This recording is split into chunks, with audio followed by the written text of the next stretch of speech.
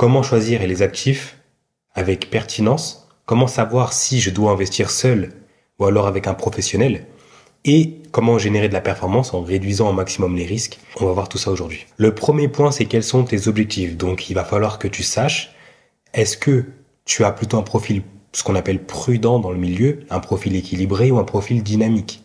En fonction de ton profil, tu vas pouvoir savoir dans quel type d'actifs tu dois investir, pour quelle durée de temps, et aussi, est-ce que ça correspond à tes objectifs. Il faut que tes objectifs soient corrélés avec ton profil de risque. Est-ce que c'est réaliste aussi? Quels sont tes objectifs? Préserver ton capital, l'accroître, avoir des revenus complémentaires, préparer la retraite, avoir un bien immobilier, et aussi quelles sont tes connaissances en termes de finances? Quelles sont aussi tes motivations spirituelles et morales?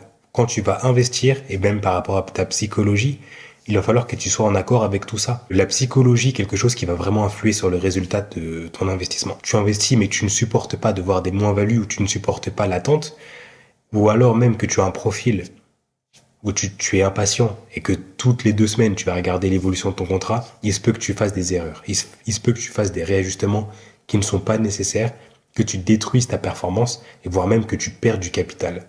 C'est très dangereux. Et ça, c'est un des points qui peut te permettre de savoir si tu peux être en mesure de gérer ton investissement seul ou alors si tu dois déléguer. Un deuxième point pour savoir si tu peux le gérer seul ou le déléguer, ça va être par rapport au niveau de connaissance que tu as sur le sujet. Est-ce que tu as le temps et l'envie d'apprendre des choses sur le milieu de la finance pour réaliser tes objectifs, hein? Là, je parle pas de, par exemple, oui, tu peux investir all-in dans un indice, faire de la performance, et ça, il n'y a pas besoin d'avoir beaucoup de connaissances pour le faire. La question c'est, par rapport à tes objectifs, est-ce que cette performance va te suffire? Ou alors est-ce qu'il va te falloir quelque chose de plus solide et de plus complet? Si oui, l'accompagnement avec un professionnel peut être nécessaire. On a des documents réglementaires, donc ce qu'on appelle le document d'information clé, et dessus il y aura toutes les connaissances techniques et réglementaires obligatoires qui concernent le produit dans lequel tu vas investir. Il va falloir que tu saches quel est le numéro d'immatriculation de ce produit. C'est dans le document d'information clé. Et dessus, tu vas avoir aussi le niveau de risque qui va de 1 à 7, 1 étant un niveau de risque le plus faible, hein. Donc en général des rendements quand même garantis, et 7 niveau de risque élevé où on n'a pas de garantie de rendement et aussi un risque de perte en capital. Cette note qui va de 1 à 7 est déterminée par l'autorité des marchés financiers, c'est eux qui fixent le niveau de risque. Mais c'est pas tout. Il existe aussi 2 modes de gestion, ce qu'on appelle une gestion passive, une gestion active. Une gestion passive, tu vas mettre tous tes fonds quelque part, tu vas plus y toucher. La gestion active, c'est que tu vas mettre tes fonds quelque part et tu vas travailler dessus. C'est-à-dire que tu vas peut-être revendre à des moments clés, racheter une partie de cet actif à des moments clés aussi, faire ce qu'on appelle des rééquilibrages. Si un actif s'est dévalorisé, peut-être en racheter un petit peu, etc., vice-versa, tu vas faire une gestion ce qu'on appelle active. Et les travaux de Fama & French ont démontré que dans 70% des cas, sur une échelle de 5 ans, la gestion active ne bat pas la gestion passive. C'est-à-dire que tu mets ton argent, tu fermes les yeux, tu regardes plus. En 5 ans, tu vas réaliser une plus belle performance que si tu fais une gestion active ou si tu rachètes, tu vends, tu fais des rééquilibrages, etc. Dans les 30% des cas qui surperforment ce qu'on appelle le marché, qui font mieux que l'indice, eh ben, ce sont des professionnels ou alors des personnes qui ont vraiment l'habitude et qui font ça tous les jours en fait. Des personnes qui sont axées que sur les marchés financiers ou alors dans une majorité de leur temps qui ont des connaissances solides. Ce n'est pas tout le monde qui arrive à le faire.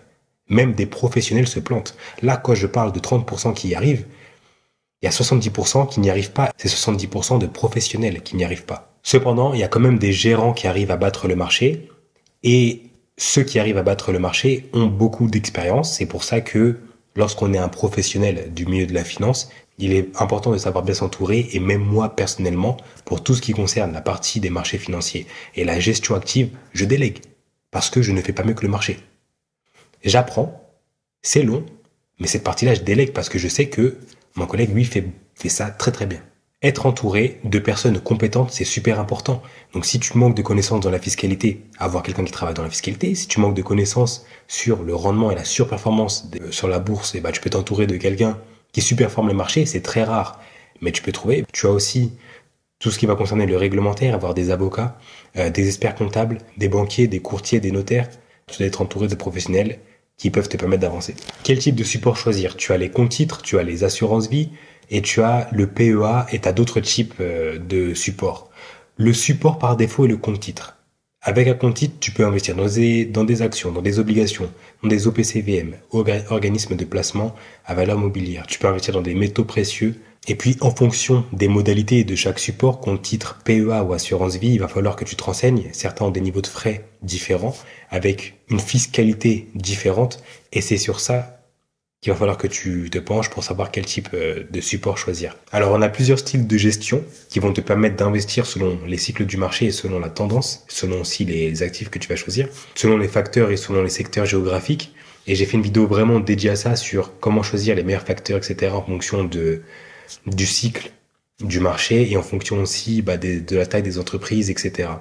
Donc, je t'invite à regarder dans la vidéo pour que tu puisses te renseigner un peu plus sur comment investir et quel style de gestion choisir.